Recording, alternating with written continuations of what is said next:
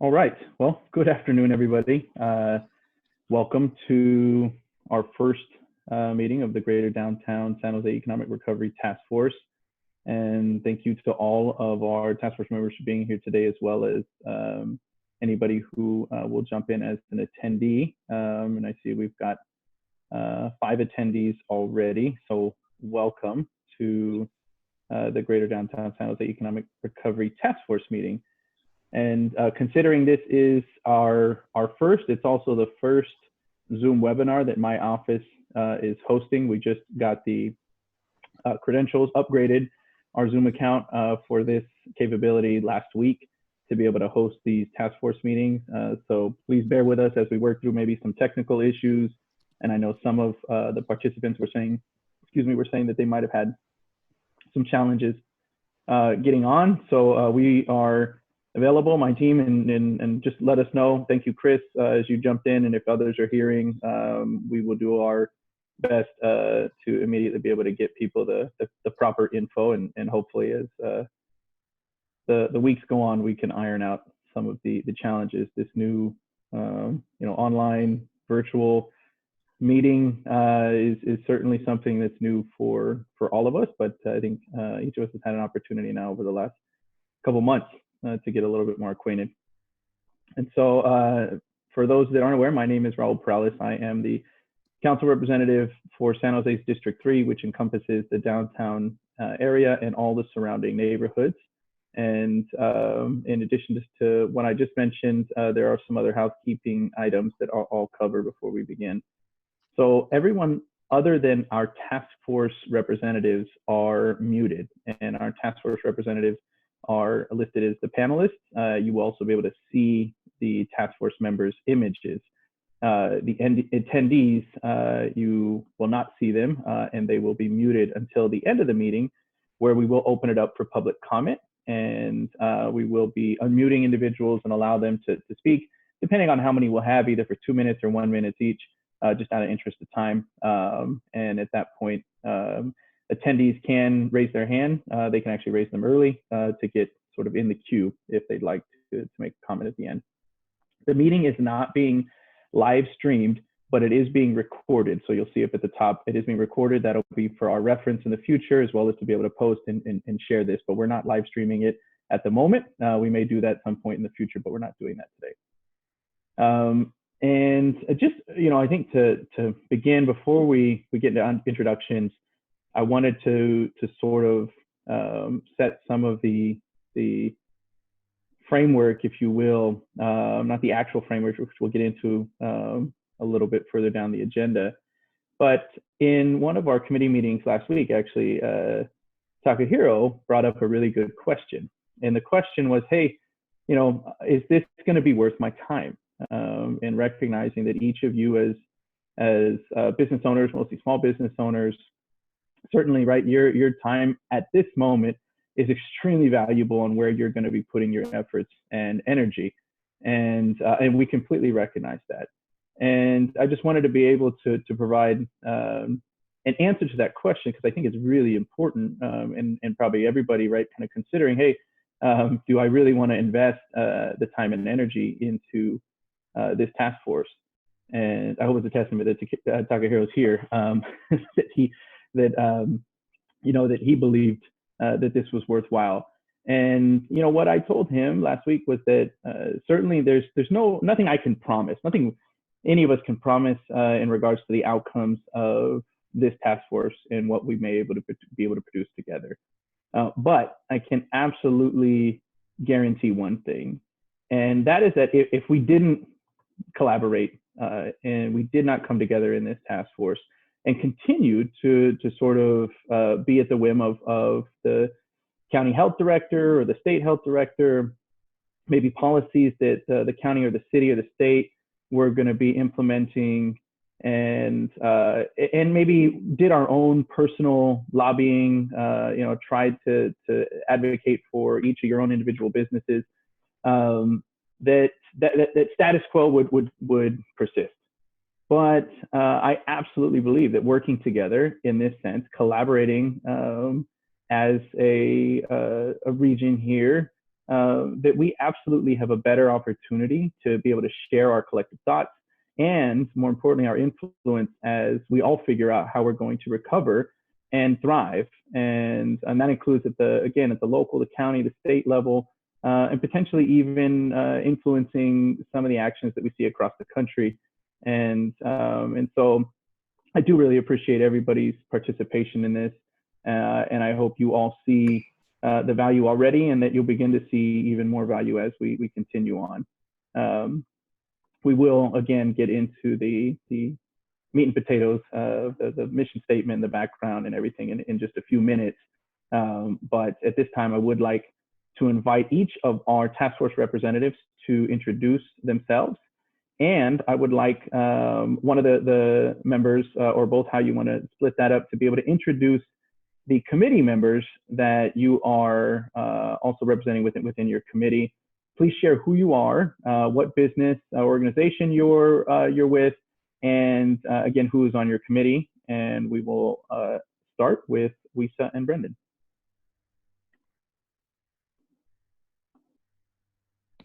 Brendan, you want to go first? Sure. So afternoon, everybody. Thank you, Raul, for having us. I'm Brendan Ross, and I'm the Executive Director for San Jose Jazz. Hi, and I'm Wisa Uemura, Executive Director for San Jose Taiko.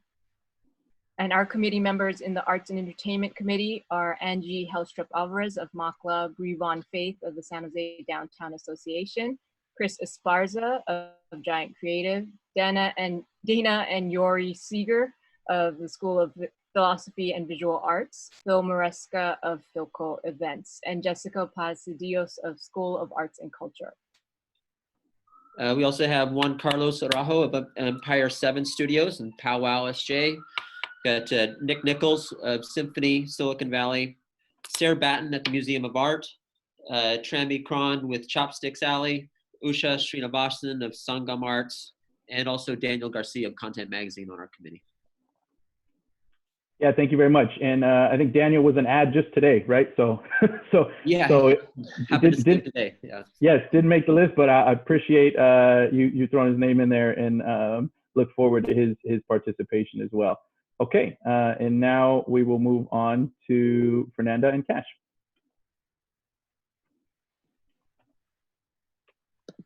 Oh, and Fernanda, you need to unmute yourself. Sorry. No worries. Hi, I'm Fernanda Carrera. My husband and I own Vega and Pushlidia Vega. And thank you, Councilman, for putting this together. I'm looking forward to participating. And Cash is my co-chair, and he'll be next. Yep, I'm Cash Boren. I own Haberdasher in Sofa District of downtown San Jose. I've got a list of our other committee members from all around San Jose. We've got Dan Fan from the Paper Plane, Original Gravity, and Mini Boss kind of trilogy there. There's Frank Wen from Academic Coffee, who's also in Sofa District with me. Jasmine Rast from Roy's Station in Japantown. Joe Lerma Lopez from Luna Mexican Kitchen, which has the 2 locations, right? Jordan Trigg representing Dipsomania, which is lots of different concepts. Spread, J-Town Pizza, Bamboo 7, Jack's. Michael Borkenhagen from Cafe Stritch. Muki One Bear from Enoteca L'Astoria. Ryan Summers from Good Karma and Pizza Flora. Tin Lee from SP2 and Temple. Todd Pereira from Teeny Thai on the Alameda. Food and beverage. Yeah. Thank you very much. And next up, we have April and Chris. All right.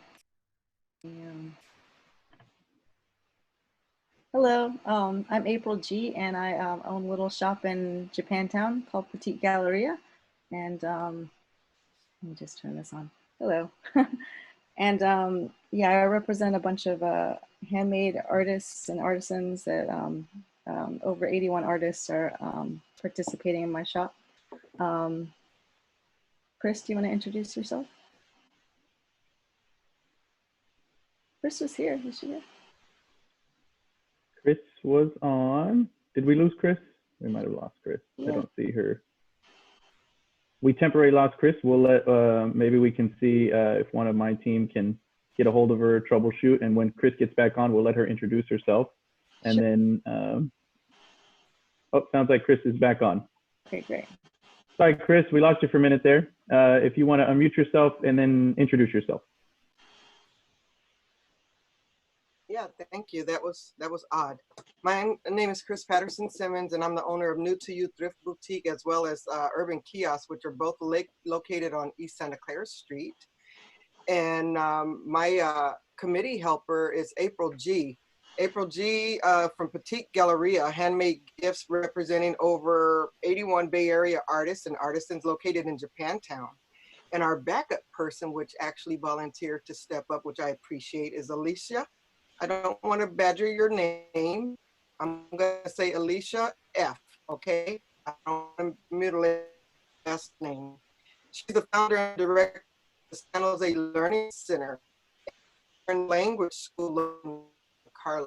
And our committee members, Cindy, a lot of community cycles, and Heidi Johnson, Needle to the Groove, and Ivy of Peace Flowers, and Orly, I'm gonna mess last name, of Kui, and Pam Yoshida of Nikaya Traditions, and Ron Victor of the Art. And I've been to meet a couple of these business owners. Thank you, Chris. And a good pointer for everybody, including myself, this happens at times. Sometimes we may interject if somebody's frozen again. You may be here.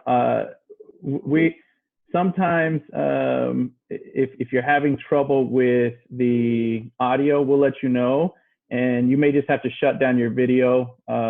It helps, so that way your internet service has capabilities, and so we'll make sure to troubleshoot that as we move forward.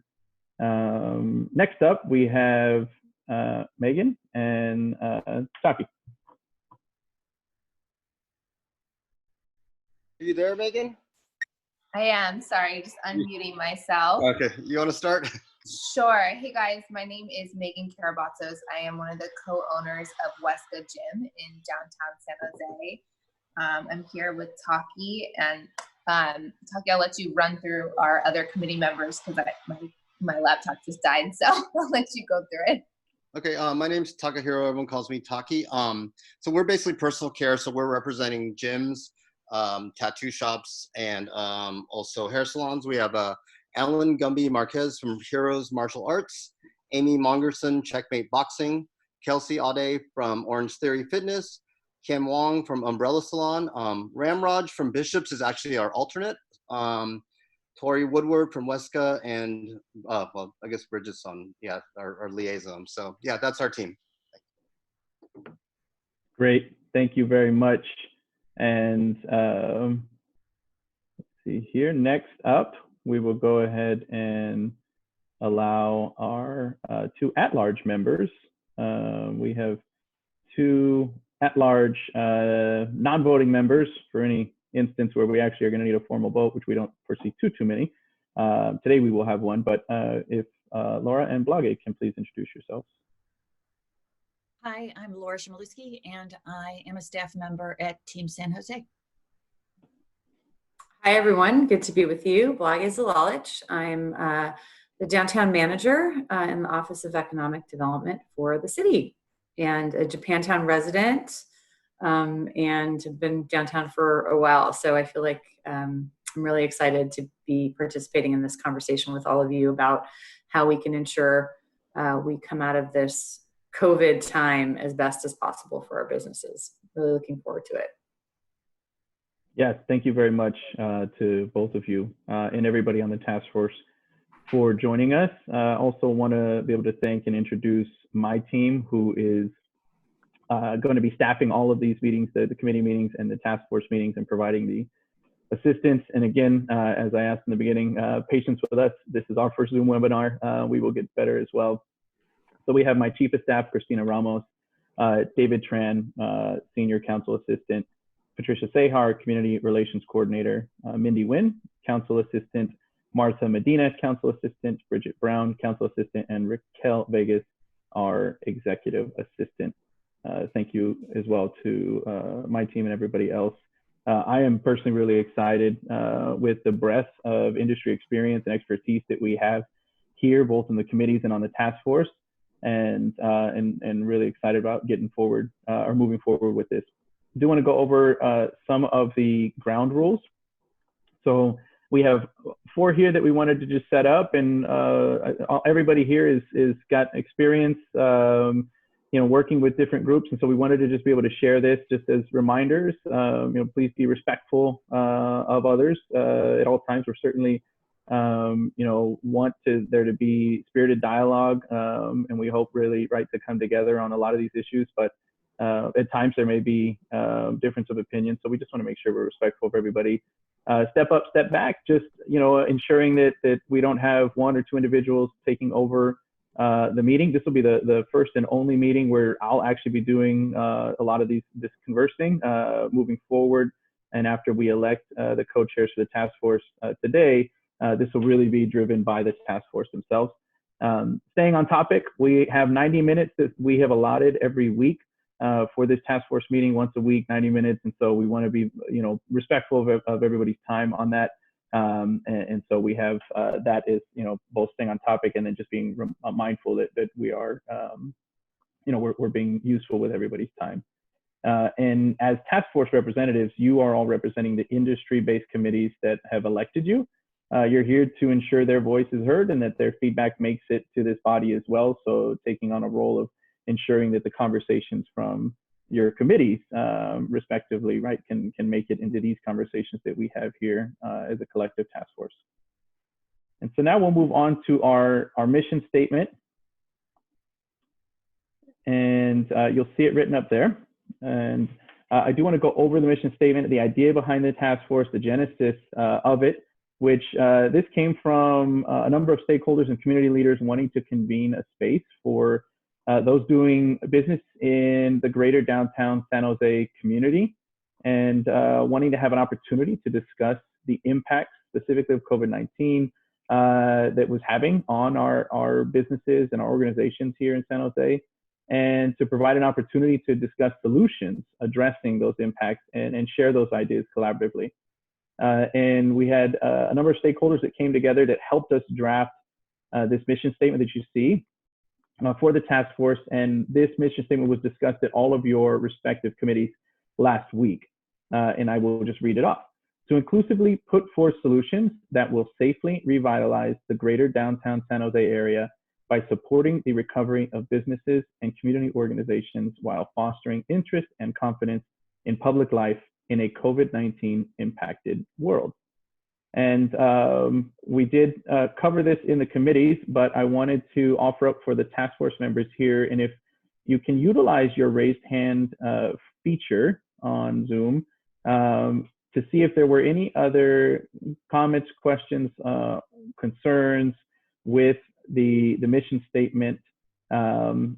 We did include, after the commentary of the committees last week, the word safely up on that first line. And so I think we've collected the feedback from all committees, but wanted to open it up here. And if I get no hands raised, then we'll take it upon consent or consensus that we are comfortable with this. And feel free to also use the thumbs up features or the hand clap features anytime you'd like through the presentation. Okay. And thank you all for your participation in helping us be able to form this mission statement. I think it's certainly any organization that you're a part of and you're setting out to invest time and energy in my mind, the mission statement is the most important, and the fact that everybody can agree to it, really is what helps us and grounds us as we do this work, so that way we know what our target is. And so, seeing no other hands raised up, I appreciate that. We will take that upon consensus that we are comfortable with our mission statement. And so now we are going to go into some of the current industry conditions. So I want to be able to provide just a brief update on what we know so far. I mentioned this last week at the committee meetings, and as we all know, things are changing literally every day. That is true because things just changed yesterday, right? And so there's always going to be, I think, some updates, and there'll be an opportunity for this. We will have this as an opportunity every week if need be, so then that way we can kind of see what the latest is. So as of yesterday, there were 15 new cases and 2 new deaths, and our total is 2,483 cases in the county here and 137 deaths. As we do reopen, the county health officials absolutely are expecting a resurgence in cases. They're preparing for that. And but the reality is, Fred, is that we want to ensure that we're not seeing the spikes that we saw when this pandemic started, and that we can continue to reopen the economy safely rather than need to ratchet back and then reopen and ratchet back. There's no interest, certainly in my part and in the county health officials, that they would want to continue to go through that. The idea is, can we do this safely? Can we do it in a way where we're not seeing these spikes, these peaks and valleys? And so we are getting information regularly updated from the county health and the state of California on what businesses can reopen. This includes the governor's resilience roadmap. And so we can have our own varying orders here in the county, which we do. And I know a lot of you are very aware of that, that we are not fully following what the state is allowing. We do have to follow that as well, but we can have more strict orders. And so, in fact, just yesterday, the new county order, I'm going to provide just a quick summary. The order allows several new categories and businesses and activities to be able to reopen, subject to specific conditions and limitations. It also keeps key restrictions in place requiring people to stay in their homes, except when they are engaging in certain essential or allowed activities. The significant changes are that retail stores may open for sales, but only for curbside or outside pickup or delivery. Customers are not allowed at the moment to enter these retail stores. And retail stores must also comply with several additional operating conditions, which include they cannot move goods outside of the store to display and sell them. They must limit the number of workers inside the facility and as described in the order, and they must have direct access to a sidewalk, street, outdoor walkway, parking lot, or an alley, one of those for pickup. We can certainly, you can dive a little bit more into that by looking into the order. But the order also allows businesses that support these retail businesses to resume operations as well, including those that manufacture goods sold at these stores and businesses that provide warehousing or distribution services. Other outdoor museums, historical sites, publicly accessible gardens are allowed to reopen, but visitors are restricted to the outdoor areas. People are allowed to, once again, participate in car parades. That was a weird one. So long as they ride in cars only with members of their household and don't leave the cars during the parade or stop to gather at fixed locations. Bicycles and motorcycles are not allowed to join the car parades. All businesses must post signage requiring the social distancing protocol to educate customers about health and safety requirements. And sign templates are available on the county's website, so you don't have to go and make up that content. They are available, and they have had them available. The update to the order requires that a face mask now be, face covering be worn whenever you are at a business, even if it's an outdoor business. At all the times when you are out in public, you are still strongly encouraged to wear it. But this used to be just a strongly encouraged. Now there is a requirement when you are interacting with these businesses. And so the only exceptions are for people whom a face covering would not be safe. For example, children under 6, anyone who has trouble breathing or is unable to remove the face mask covering without assistance.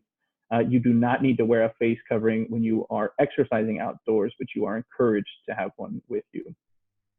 So that's a quick snapshot. Again, it's changing all the time. Hopefully as well, this task force will be able to help us dialogue about some of these things on how we can, 1, react, but 2, also be better prepared, and then maybe actually influence some of the future orders.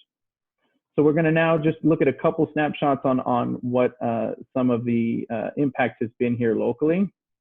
The first one, David, if you can go to the screen, is on consumer spending since mid-March. And this is specific to San Jose, the full city of San Jose. In San Jose, we've dropped by 33.4% on consumer spending, which is actually more than the US average of 20.5%.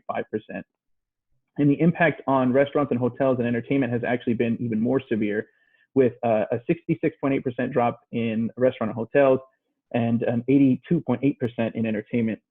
which is against a US average of 57.3 or 71.3 respectively for those industries. So doing worse in each of those.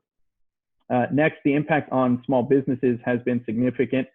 A percent and change in hourly employees working in small businesses here in San Jose has dropped 47%, and then US-wide is only 44.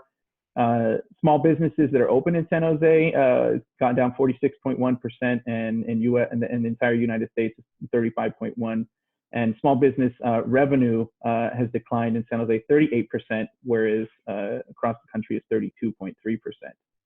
And lastly, in regards to jobs, job posting and job opportunities have also decreased in San Jose by 38.1% versus a 36.8% nationally. So here locally, if you're thinking we're experiencing it a little bit worse, we are per the statistics. It is hitting the city of San Jose a little bit harder. And so I do want to open it up, as we did in the committees last week, and welcome your feedback from your current industry conditions. Specifically, what impacts have your respective organizations experienced due to the COVID-19 pandemic? What are the other major concerns that you have about the future? And again, recognizing that you are speaking as well on behalf of the other businesses within your committee. And if you don't mind, if you can please use the raise hand feature, and I'll now open it up for anybody who wants to be able to chime in.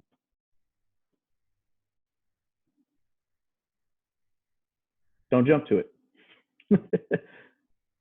We can go with Brendan.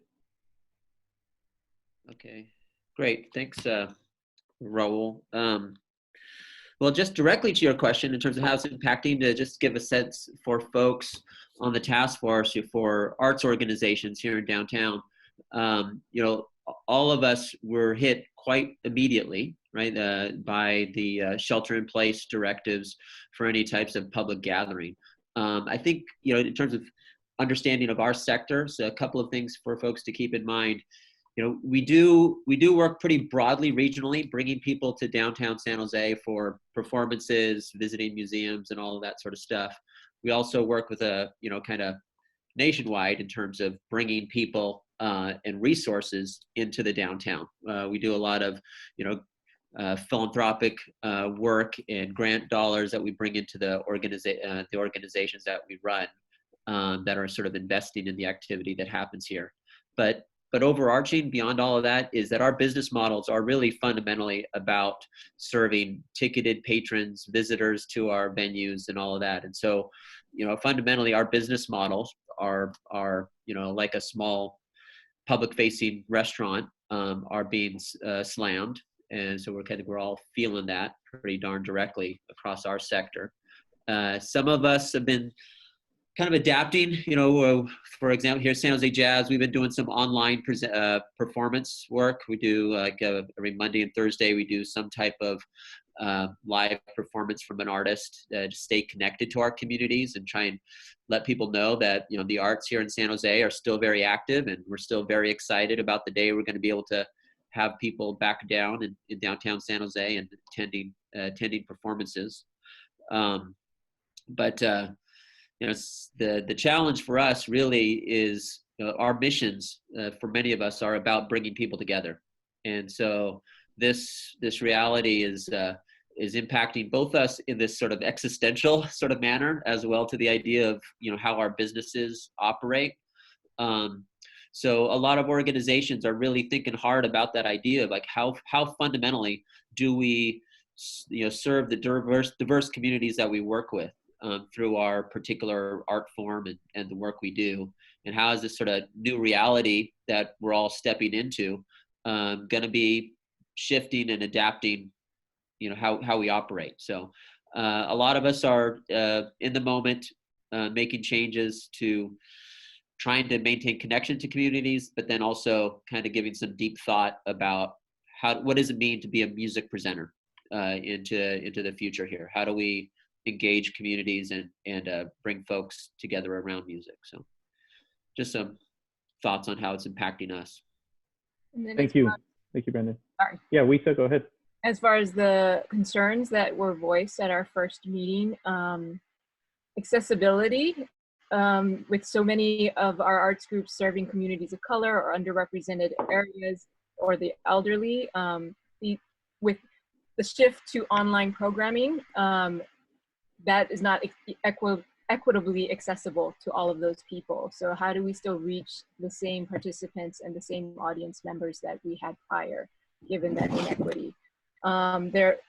Many of us serve vulnerable communities. How can we put forward policies that will strengthen the safety net for those individuals through our art and our work? We know that arts can help. We have cross-sector influence and implications. When we do art, we draw people to restaurants and businesses. We bring, as Brendan said, we bring people into the city. We want to be able to help or underpin all of the other activities and reactivate the downtowns. I mean, whether we're talking about this al fresco, the moving outside for restaurants, how can we create ambiance for the streets? Can we delineate in a beautiful way the proper social distancing that will be required even to do that? And then can we convey culturally sensitive and appropriate messaging to our communities? So really, it's an extension of, we already are creative placemakers. I mean, that's what a phrase that's kicked around in our sector quite a bit. It's how can we use that to not only help arts and entertainment recover, but also the other sectors that are on this call. We want to be part of the solution. And part of that, our ask of government will be really minimizing obstacles. I mean, if the current direction of taking all of these events outdoor, like that's going to be the first way we reopen, we need to remove restrictions and bureaucracy that can at times inhibit the ability to do outdoor events. Yeah, that's great feedback. And I'll pass it over to Cash, but I'll just kind of respond and say, you know, that's one of the valuable, I think, aspects of this task force. We'll be able to, in real time, you know, we don't have to wait until we develop, you know, our first set of maybe recommendations. There may be feedback that's happening at each of these committee meetings or the task force meeting that can be taken back real time to the county or to the city. I think, you know, the goal is to have a set of recommendations that we can all kind of agree on collectively, we can package together.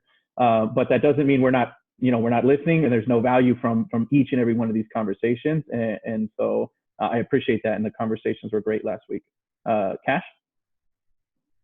Yeah, both Fernanda and I have some points we're going to cover, but just to kind of add on to what Wisa was saying, with the removal essentially of legal roadblocks to trying to you know, get more opportunities and more options for small business owners to, one, make some sales, reconnect with their community, those kinds of things. And then, you know, also trying to balance the concern of using these public and private spaces for, you know, being that food and beverage, we're talking about moving outside, serving alcohol and food, not within our four walls. And so we want to be able to smartly consider the risks while also almost right now, the time, asking permission time has passed, so to speak.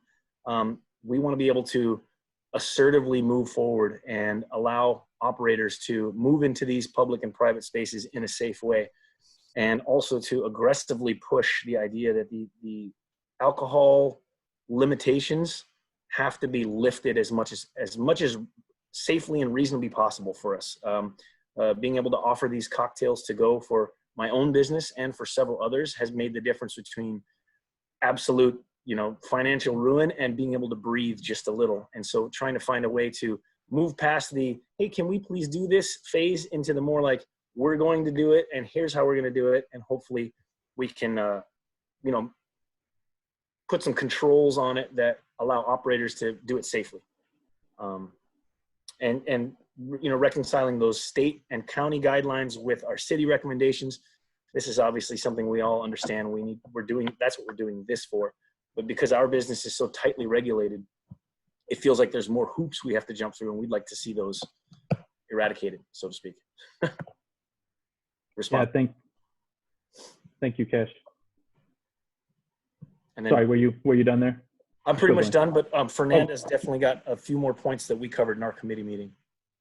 Great, yeah, I'll turn it over to Fernanda. Hi. Well, I think communication is definitely key and very important between the the local government, the public health officials, and also communicating to the public some kind of confident building mechanism that we can say, hey, this is what we're doing on our establishments, this is what we look like. Build some kind of confidence and have the public feel safe to come back to our restaurants and our bars and facilities, because we can do everything, make it all look all safe and pretty, but if no one walks in the door, we're pretty much, the same place. So I think, some kind of media help, social media, TV, newspapers, whatever, to kind of put it out there, what the restaurant looks like, what restaurants and places look like, what we're doing. That's important. And just making sure that we're communicating. And I think this committee, this task force is a big help with all of us as business owners to have a forum to where we can discuss things that maybe we probably wouldn't think about on our own. So yeah, definitely this is a plus for all of us. So thank you. Great. Yeah, thank you. Thank you, Fernanda. And, that was one of the conversations that came up during the committees too. And certainly happy to have, Laura and Blage that have agreed to be our at-large participants, right? To continue to help, because I do think the communications, the messaging is really going to be key, and having something that is unifying, right? Rather than all these different messages and everybody sort of independently competing with one another, if you will. If we can do that collectively, I do see a ton of value in that. And to Cash's point, that was one of I think one of the points I was trying to hammer on last week on why there was really a lot of value in this was that rather than just waiting for, some sort of order from the state or the county, waiting for them to tell us when we can do something, let's flip the script, right? And let's present to them, here is the safe way that industry experts have said, we can reopen, we can safely do it.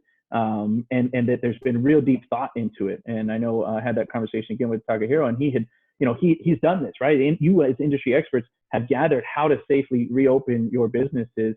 Maybe not everybody, right? Certainly, but that's where we can bring this collective knowledge together and help one another for those that have, and then share that, because we know that the county health director and at the state level, there's no way they're ever going to be the experts in your industries, right? They don't have the time and opportunity for that. They're making decisions based on the health of our public, and that's what they're making the decisions on. We can help inform that, which I'm looking forward to.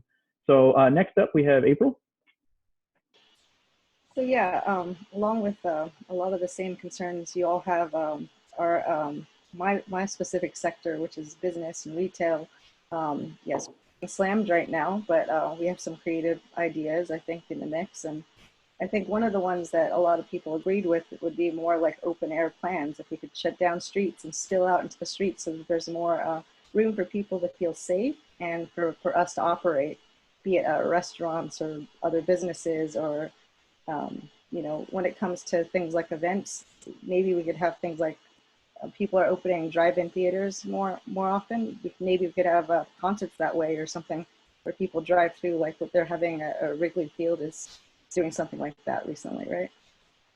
But yeah, I think we should come together and work on the most creative solutions we can to plan for the future. Another idea that came up was we're always going to have super vulnerable people in our population that will not be able to leave the house. They're really scared for their lives.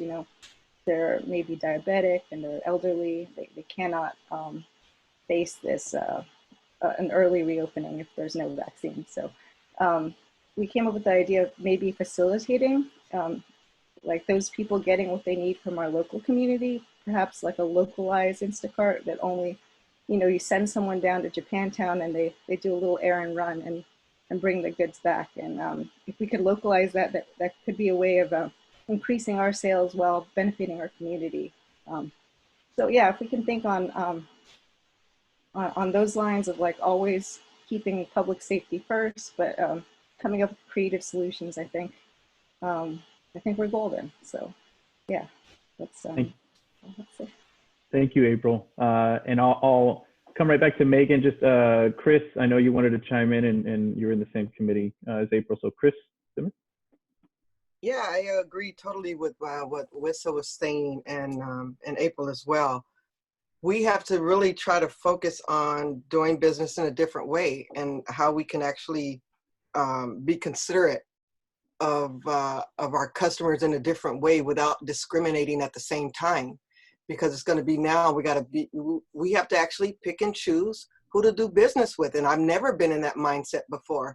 And a couple of the business owners that I talked to before, earlier, before we even started this task force, they were saying, Chris, how do I let people in if I don't know they've been tested?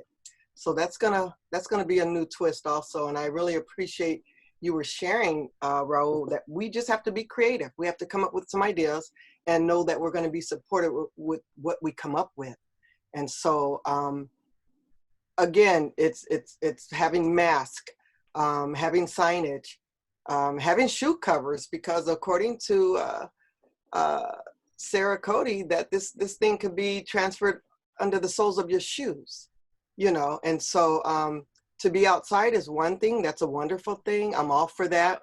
But it has to be across the board. Again, it has to be a consensus where everybody wants to do it, or it's going to fail. So I want to be a part of supporting people to let them know that this can happen. We could do this, and it's going to be great.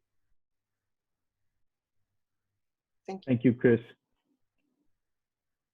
And Megan?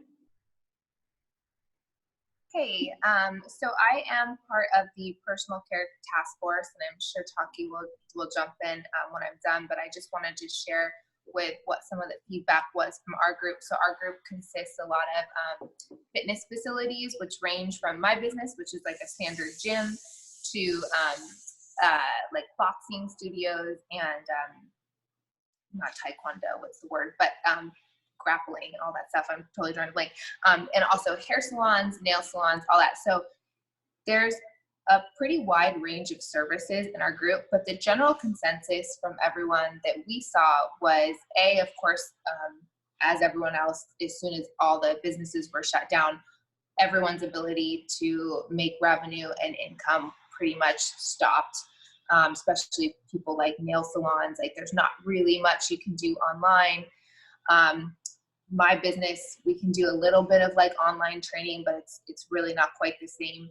I think some of the biggest concerns right now is, while it's great news that we're able to open up and do things outside, for our group of people, it still is pretty limiting.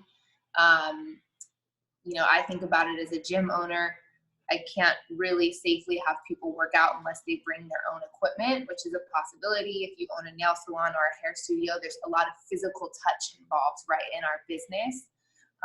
So it's nice to hear. It doesn't help a lot of our group out that much. And I think the other really big concern that we're hearing is just everyone wants some better guidelines and communication on what exactly we'll need to do to open up safety. What are the protocols in terms of masks and washing, and you know, how many people are going to be allowed in your business, because we do have to open our doors eventually and let people into our business. So clarification on that was something that we asked for. And then one other big thing that was brought up that I thought was an interesting ask from one of the people in our group was if there's going to be any marketing campaigns and efforts from the city to help consumers feel safe with what we're doing as downtown businesses. Because even when we do open back up, I know there's still going to be some people that are afraid to come into the gym, even though it might be open, right? Because everyone's touching stuff. So any sort of help from the city on marketing campaigns showing what we're doing is safe and we're all doing the best that they can. I thought that was an interesting ask. And Taki, do you want to add anything there? Sure. Thanks, Megan. Yeah, I think one of the things too that we learned in our committee is that like, look, we're all in this together in the sense that we're all working together and we all want to inform the public together, but all of our businesses are extremely specific. Even among the gym sector, like between lifting weights to boxing to grappling, like those are very different degrees of social contact. And so unfortunately, you know, I think and that's the purpose of these meetings, is to kind of like understand where everyone is coming from. I think we're all going to have to come up with specific guidelines. I know from the hairstylist side, he kept asking, like, you know, what are the protocols here, like how much distance here, and like, you know, specifically, he hasn't heard back from the health department. I've already got a pretty good idea from our health inspector what tattoo shops want to do. To be quite frank, I think tattoo shops are all ready to go. I think maybe the fact that only one tattooer is present and only 2 were invited total kind of speaks to sort of that we're a fringe market. And I think that's might also be a problem in that, you know, like I've said this before, and I've told this to not only Raul, but also the health department, that if we don't get tattooers working soon, they're just going to work out of their houses or in, like, you know, other counties and things like that. So also, and just to kind of give another example of how every, like, you know, the pros and cons of everything, like, I love the idea of alfresco dining. I think that's great. But, you know, one of the guys, Gumby, brought up the fact that I guess where his business is located, he's worried that alfresco dining is going to totally basically like obliterate his storefront. And so that's one thing. Like, I like the idea of open streets myself. My father was a civil engineer. He's all about walking. But then we're talking about, like, how do people get places? One thing that came up repeatedly from our committee that I totally agree with is we really feel that we should push the city to extend free parking. I know this is a huge thing in Japantown. Like, it's like you go to Willow Glen, everything's free. It's great. You go to Japantown, there's 3 parking attendants an hour, you know, and it's like, and I get that they're doing their job, but they're definitely trying to milk the neighborhood. And I'm sorry, but if you go somewhere and get a ticket, it's going to discourage you from going back. And right now, nobody has money, you know, so I really think that's actually a big point for all of our businesses, is like, we need to push the city to, like, make those meters free, at least probably till the end of the year or something. But those are, I think that's pretty much the main stuff that was covered in our committee so far.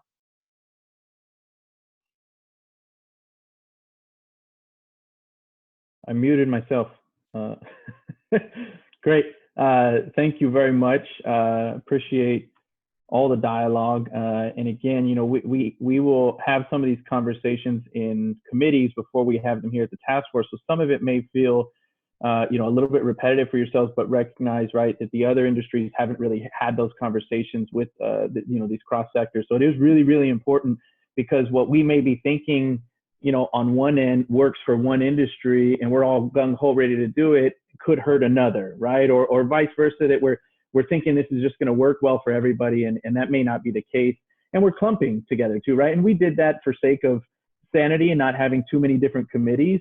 But at the same time, as you notice, even within your own what would be considered sector, there's so many differences, nuances, as Taki just pointed out, between weightlifting in a gym. Maybe you can stay by yourself and worry about the equipment, cleaning that, versus grappling. You're literally hands-on, you know, sweating all over somebody. So just, it's, you know, it's totally different.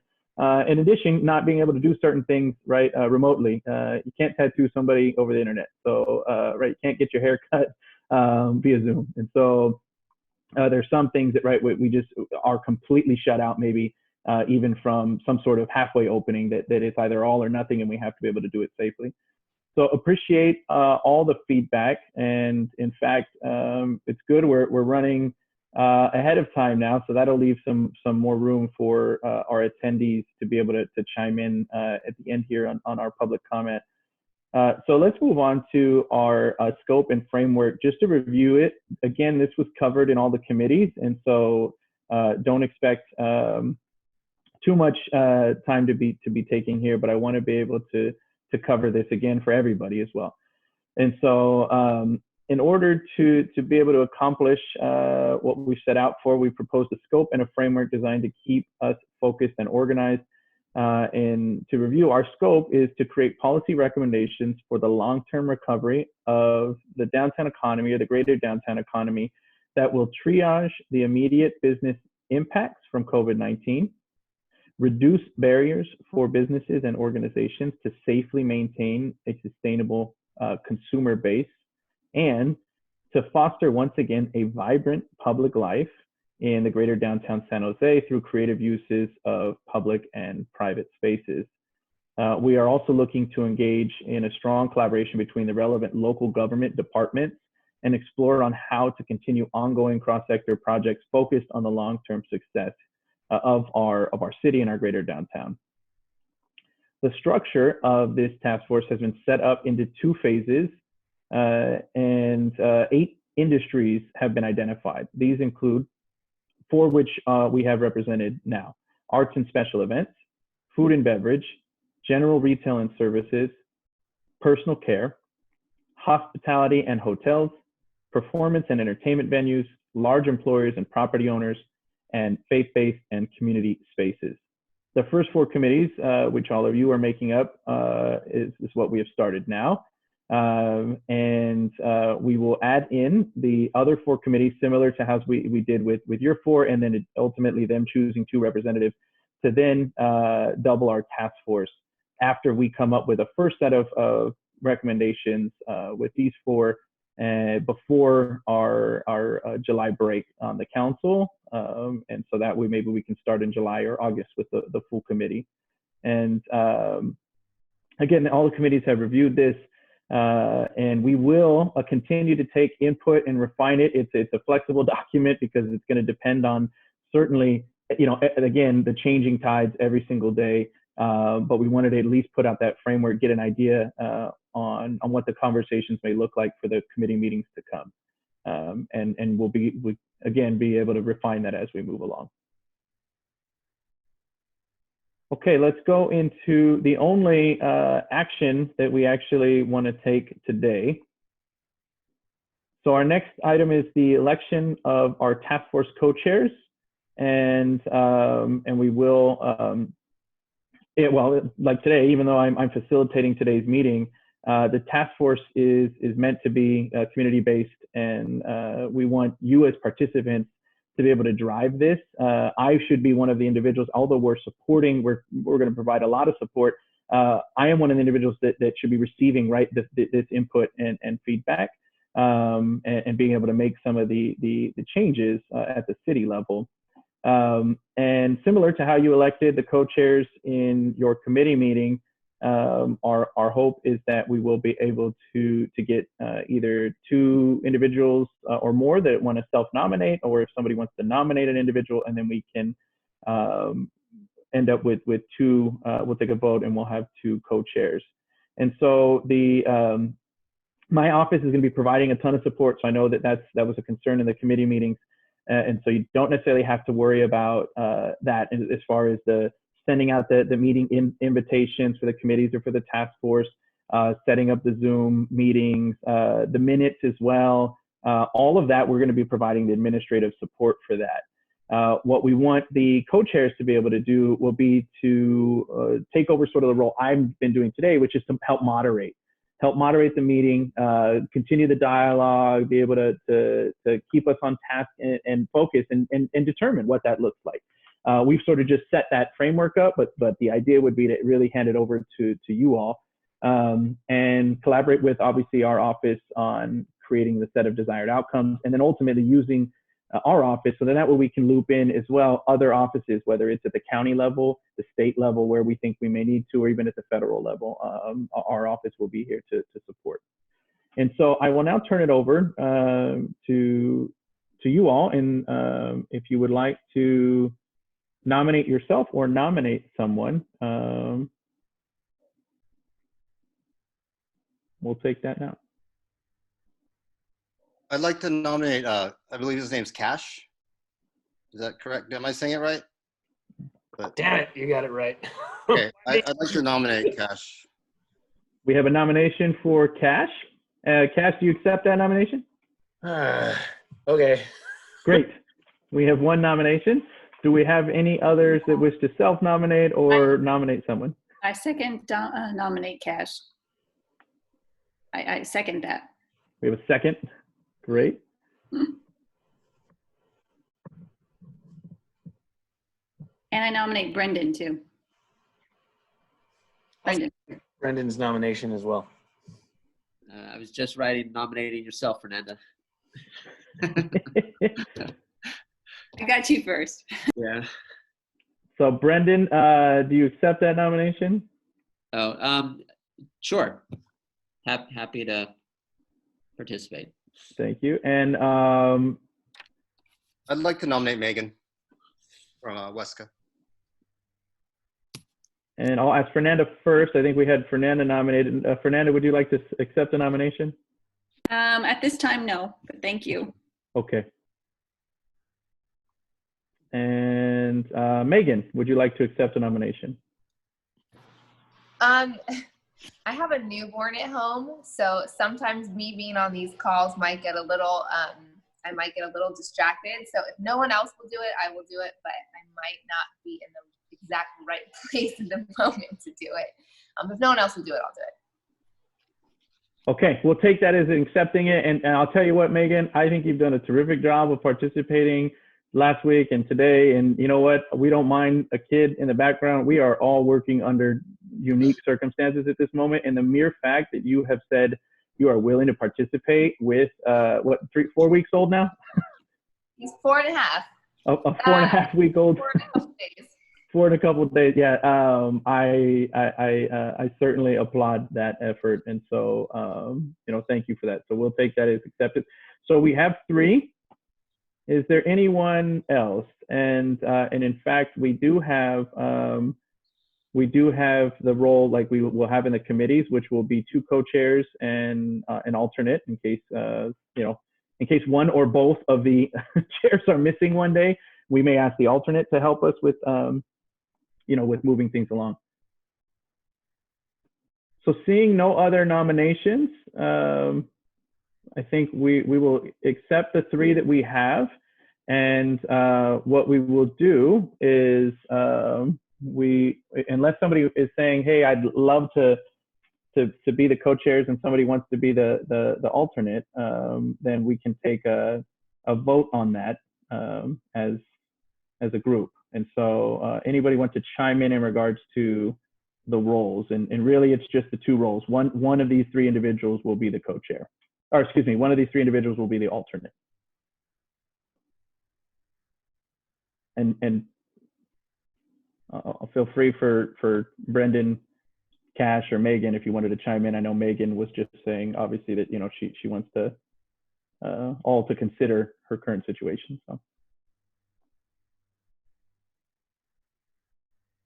Chris, did you want to add in? I'll help. I want to participate, so I could be an alternate.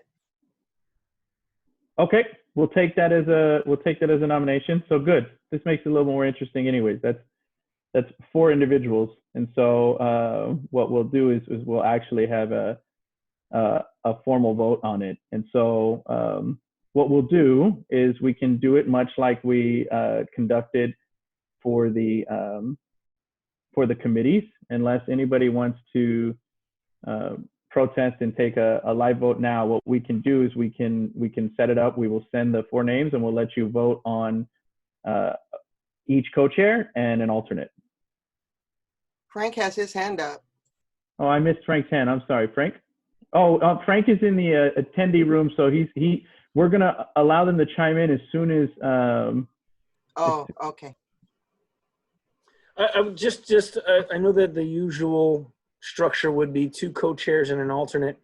I'd like to suggest the 2 alternates, only because we've got 4 different industries represented by all 4 of these people, so they can speak a little bit more clearly on. I mean, I don't want, like Taki, I don't want tattoo parlors left out. I don't want health clubs left. You know what I mean? And so this we have retail, food and beverage, and our health kind of all strongly represented in that 4. I mean, is there a room to do something like that? You're already taking on the role of one of the co-chairs, which would be you guys take the front seat, I take the back, man. So that's that's the whole goal here. I'm completely open to that. This ultimately, right? We want it to be driven by yourselves. So yeah, okay. I'm fine with that. If everybody, you know, if others are comfortable with that. Absolutely. I agree. I think it's a great point. And I think it would be great to have Taki or Wisa, to me, would be other alternatives that would be wonderful to have in those roles. Okay, so we have 4 then that are interested, and what we will do then is we can certainly put it out to a vote, and we will allow you all to finalize that selection on the roles of the chairs and the the co-chairs and the alternates. Great. I think we can move forward then.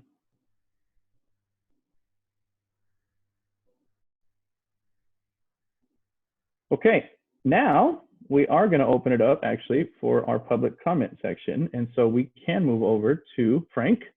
And I think I had Alicia's name or hand was raised earlier. I don't know if you put it down yourself, but please raise your hand if you are on the participant or excuse me, the attendee side, if you'd like to chime in. And my team is gonna, I believe, manage this at the moment.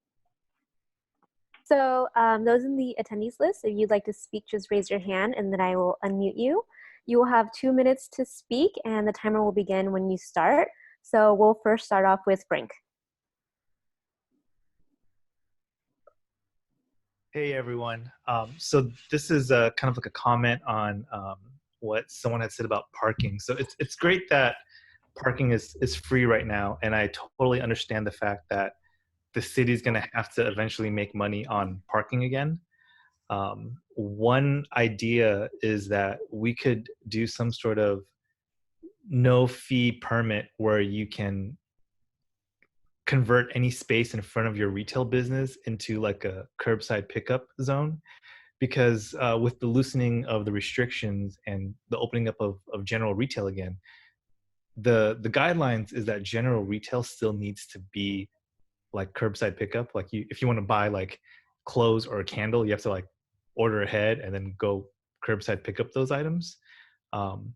This would kind of help with that whole situation. And when I say convert the space in front of your retail spot into like a temporary curbside pickup, it should be like very broad, because some people are stuck in front of a bus zone and VTA's got reduced service right now anyway. There's like very few buses running. So it should be kind of like a situation where any space in front of a retail business should be allowed to turn that space into like a curbside pickup loading zone. But I know we have a few folks from the city here. It would be awesome if we can get that process started now as we enter phase 2. And that's my only comment. Thank you. I mean, I can appreciate that a lot, but I'll tell you right now, like, I'm going to go against it for my committee, just because like there's no curbside tattoo, there's no curbside jujitsu, no curbside working out. I don't know if you've ever been to Japantown, but there's literally no parking. And with all the construction. So I'm actually, for me, like our businesses don't happen until we go to phase 3 anyways. So it doesn't really do our committee any good. But I mean, I appreciate the concern, of course. Well, on the other side of that, not to just completely disagree with you, Taki, but right now, you know, there's going to be a lot of folks, you know, retail that just don't have access to that curbside. And if we're able to make it available for them, or accessible for them, I think we should, and try and find a way to make that. For every business, it's not going to work because we all have different situations, but at least making it an option. I can think of Frank's storefront, and he's basically got both a bus stop and a loading zone and a turn lane there, and I don't know how he'll be able to utilize it without some kind of permissions from the city, besides just throwing cones out there like a pirate.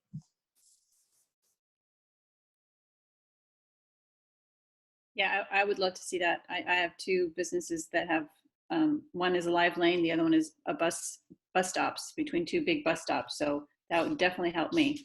People are doing it already, and they're getting, you know, horned by the buses and getting, you know, upset by the whole thing, but that would be great.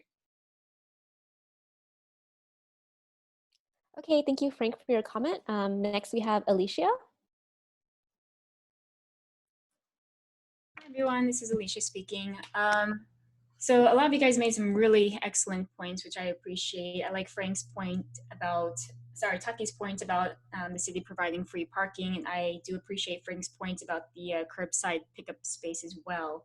I'm sure that we can come up with a creative idea, or the city, which can provide curbside pickup space for people who need it, while taking into consideration the other businesses like tattoo shops who need the space as well. So it probably could be, you know, done very carefully and creatively.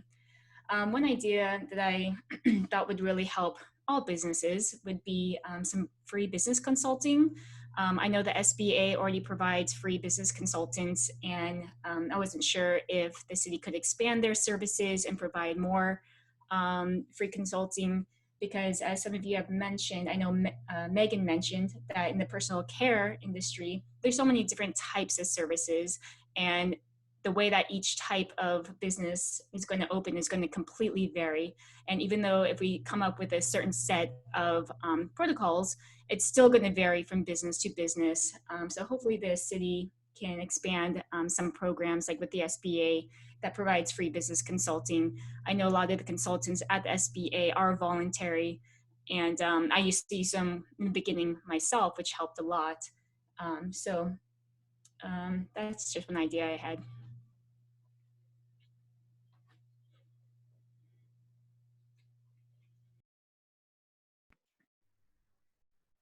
Okay, thank you, Alicia. Next we have Miyuki. Hi, everyone.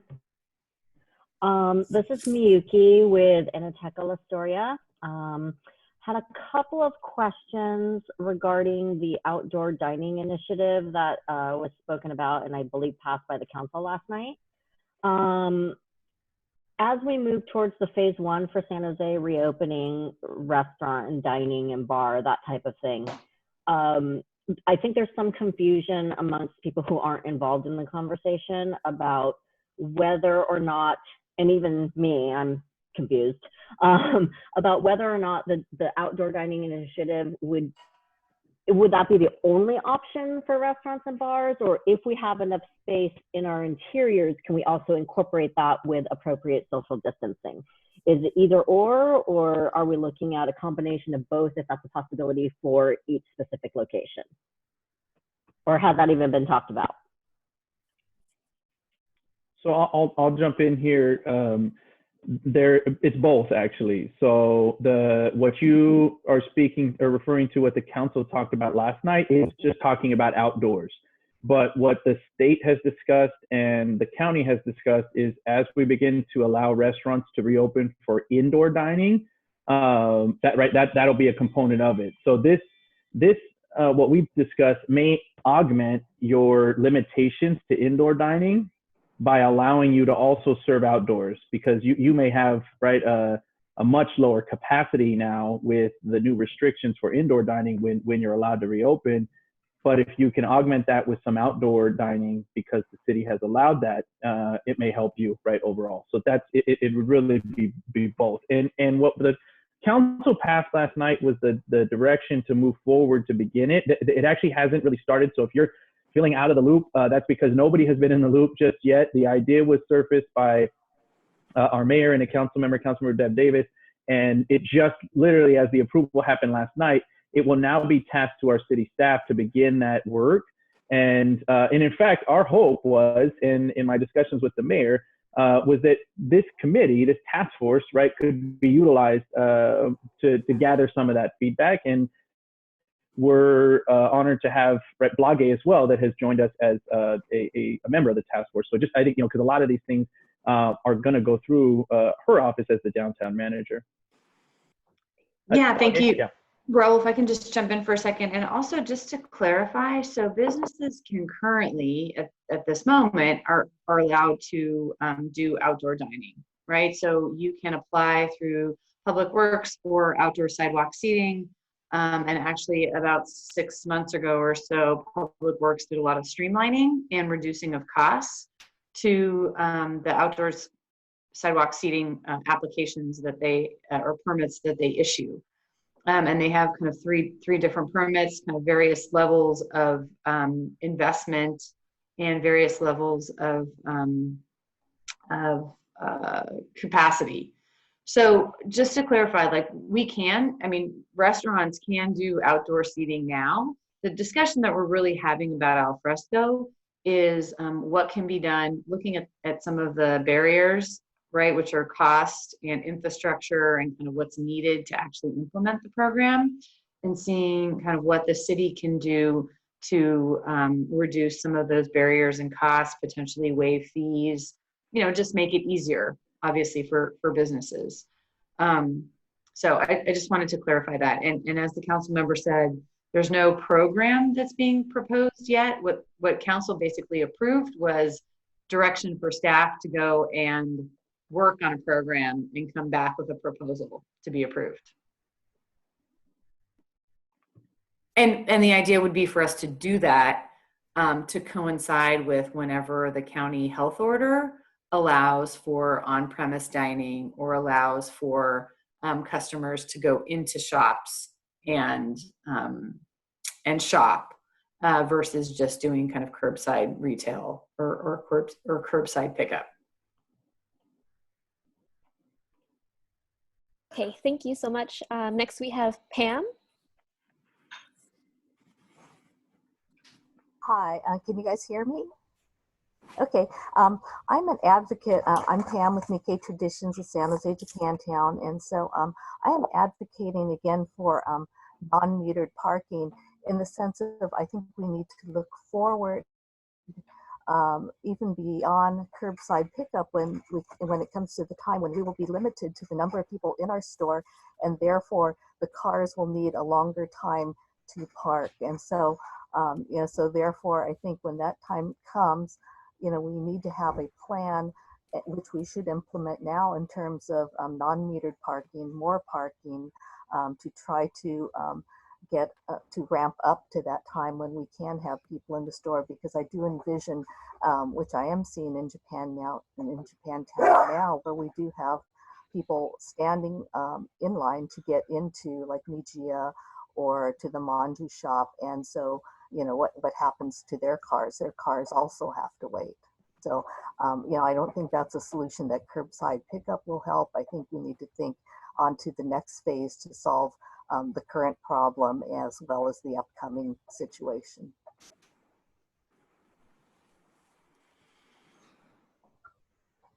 Okay, thank you, Pam. Next we have Gary.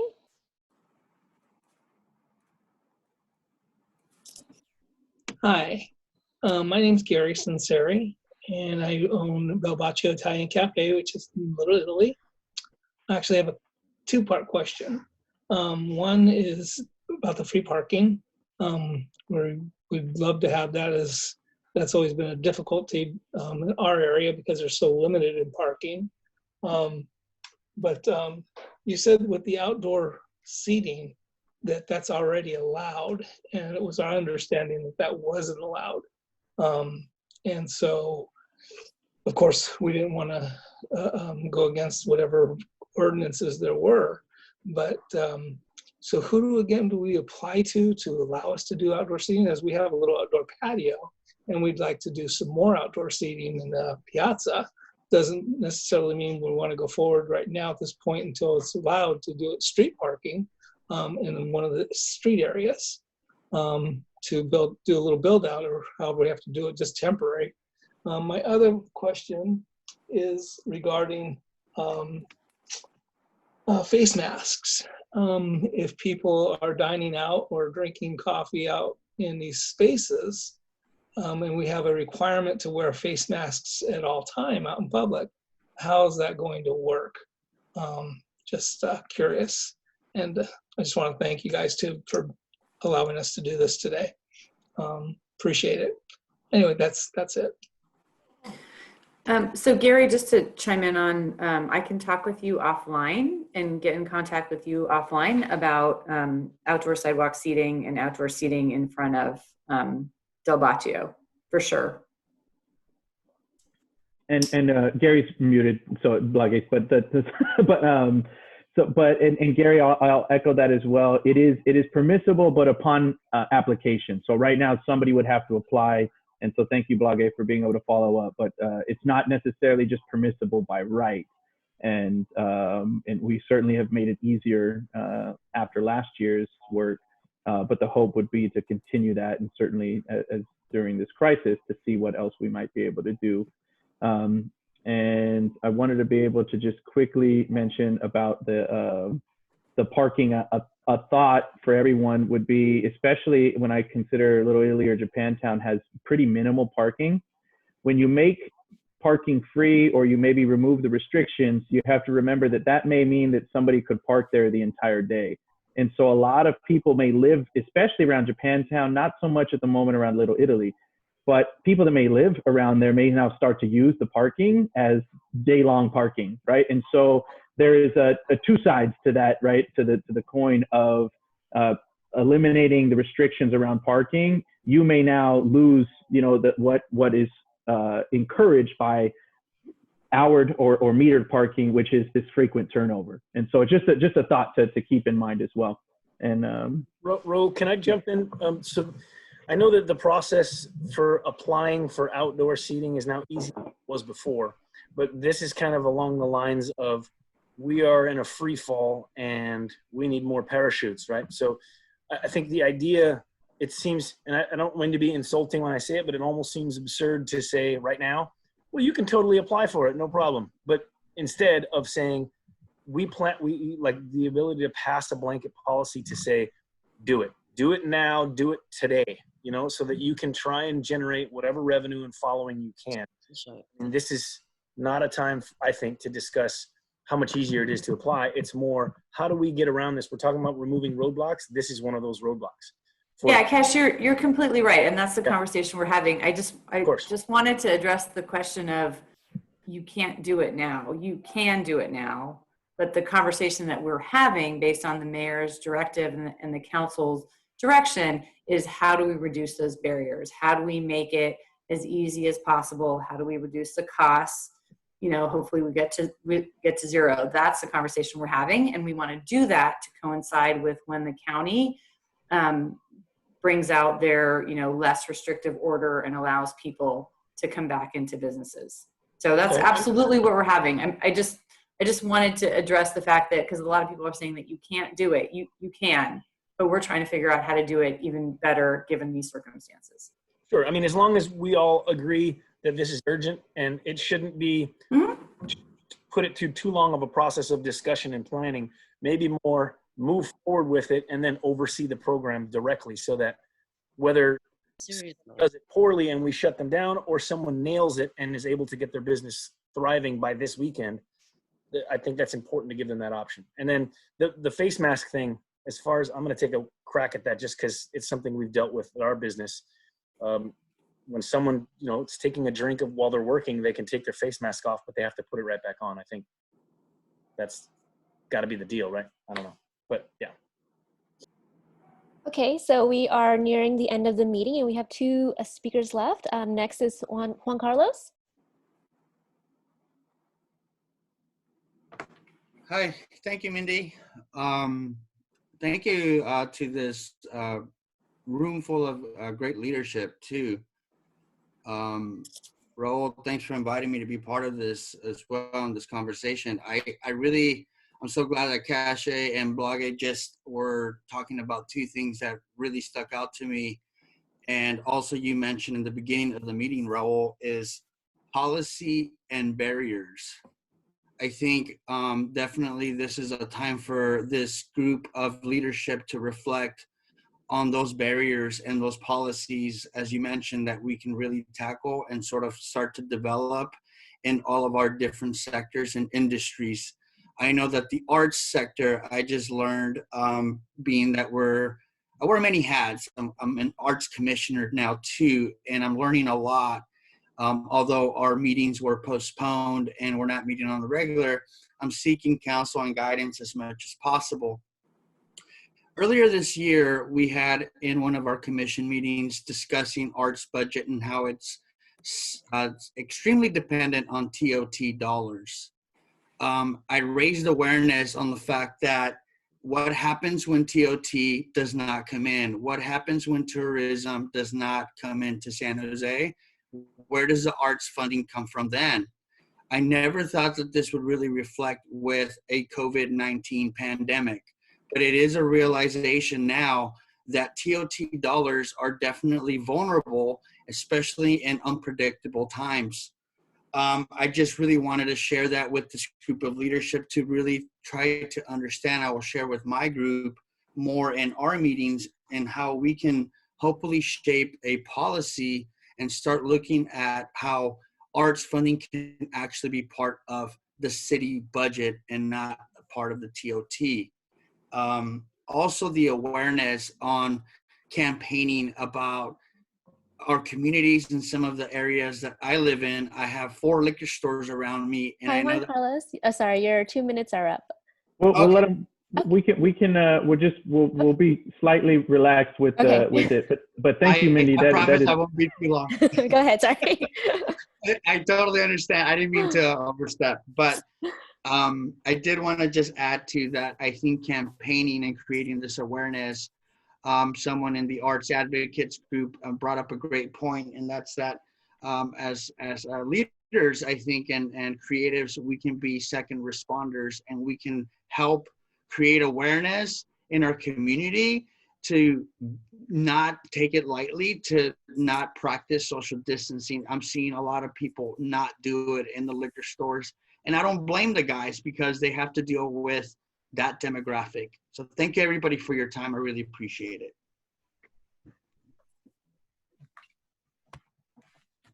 Okay, thank you, Juan Carlos. Next will be Gumby.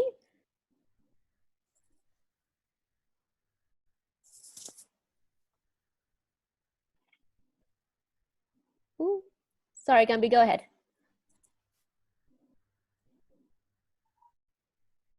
Gumby, you might need to unmute yourself.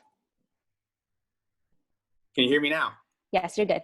All right, good. First of all, I want to say I really appreciate this committee coming together. In fact, this is mainly comprised or completely comprised of small businesses, especially when I saw the economic roundtable for either the Valley or San Jose that the mayor put together, and there was no small business representation on this that I was looking for, like kind of this lobbying. And this is important to me in the sense that, you know, this is where you get PPP loans taken over by the Lakers and stuff like this, when it really should have been our businesses that were kept on this.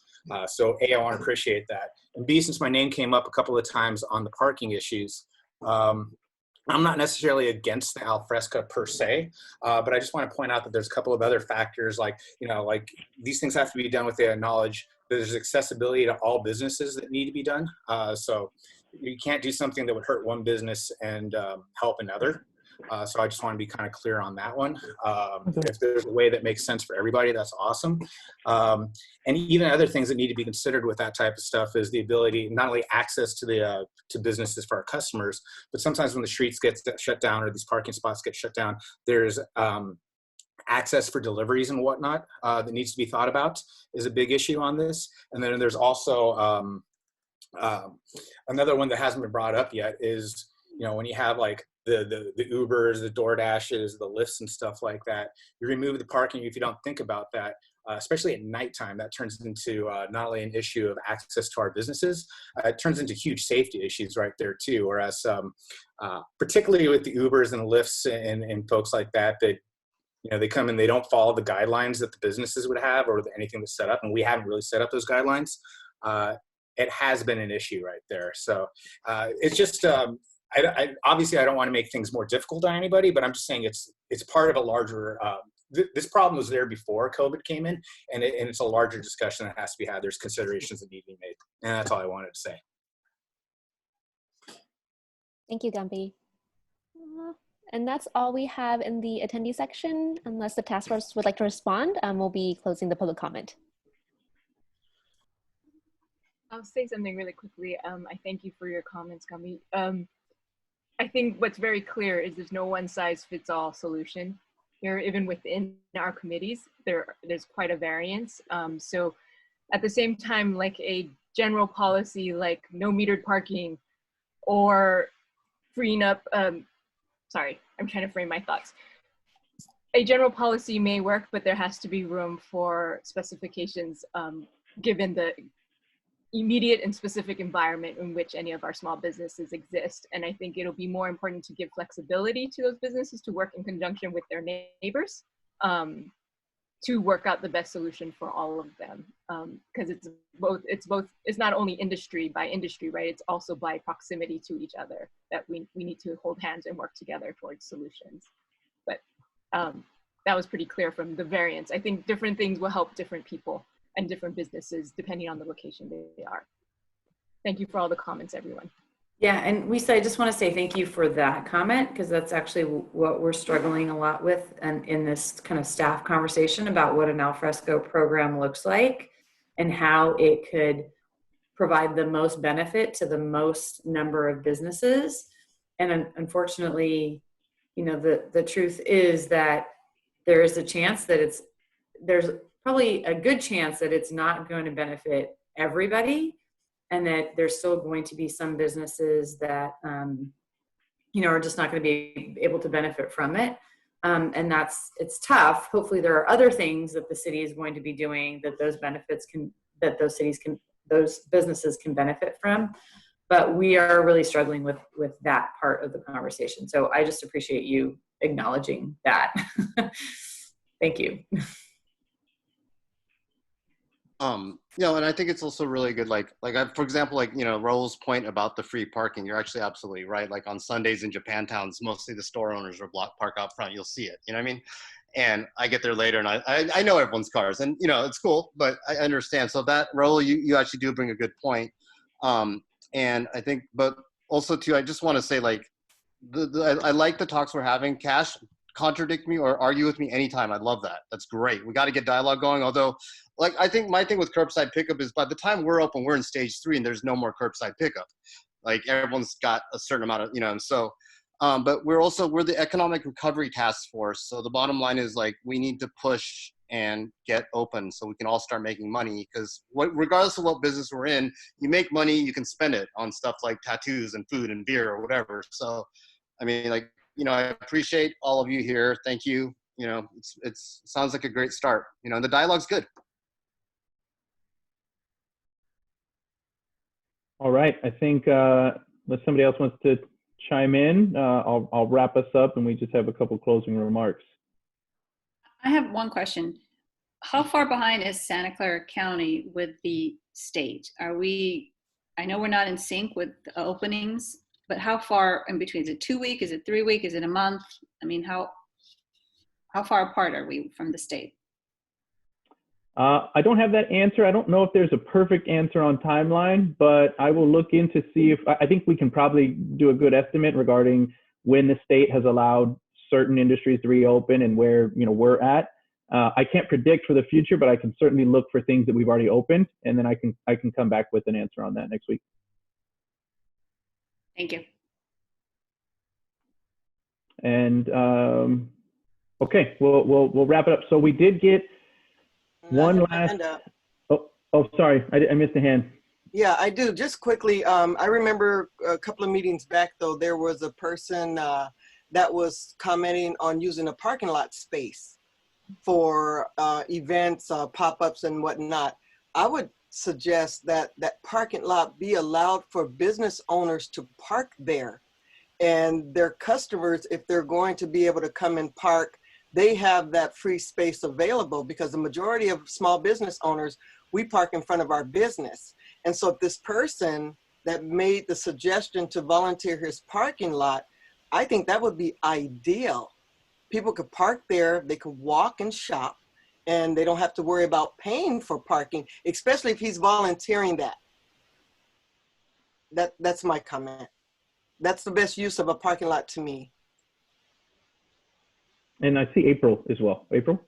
Yeah, I just wanted to say that through all this, we're going to have to think of really like handcraft a solution that works for all of us. We should also think about like the fact that a rising tide lifts all ships. And if we think of like, we have to like use our imaginations to get beyond what we're used to doing. Like, we're used to just having cars and, you know, whoever gets parking gets to shop. But in our limited situation where only 1 or 2 people are allowed in our small businesses at a time, it might actually be more beneficial for us to like completely open up the streets for walking pedestrians and bicyclists, just to kind of spread out. And that kind of thing might be more amiable to the, you know, the average shopper that wants to see things and doesn't want to feel afraid in your business and doesn't want to wait in line to get through it. That, you know, if we can imagine like a more like open plan with some like various like detailing, like curbside pickup for DoorDash on certain corners or certain areas where we have some specifications that help certain businesses. I mean, we should think of something that's comprehensive and does the most good for the most people. and makes it like, makes our shopping environment and our public life environment like amiable to the public to come, you know. So let's think on the lines of like what is best for everyone. What is most welcoming in a situation like this, and think of what we can do to help the public join us. You know, so that's all I wanted to say. Thank you. Thank you, April, and certainly there'll be plenty of opportunity to continue these discussions in committees next week, and then in the task force meeting next week and the weeks to follow. And appreciate everybody's input. Before we adjourn, I do want to remind you all, we did tell you all, and we got your feedback on a survey. We want to put this survey out because, as we know, not all businesses, right, are represented here nor in our committees. There's just not enough capacity to do so. We've started to get some more interest. At a bare minimum, we want to be able to get their feedback. So if you can take a look at the survey, it's online on the website where we also have all the task force information. So that's my website, the sjd3.com/COVID-19 survey is the link. If you can fill it out yourself, please, all of you, we hope you can all fill out the survey and then share it with others, other businesses in the greater downtown area. We would definitely like to get that back and be able to compile some of that data to discuss that as we move forward and help better inform us with even more insight. We do have the meeting next week, Wednesday the 27th from 1 to 3. And there was one additional nomination that came through for a chair or co-chair, which was Wisa, and Wisa did accept it. So we have 5 individuals, but Wisa and Brendan have agreed that only one of them will serve in the spirit of, you know, what was discussed as far as maybe one individual per industry. And so we do have Brendan and Wisa, and then we had Megan, Cash, and remind me on the last one. Chris. I think. Sorry? I think it was Chris. Chris, yes, Chris Simmons.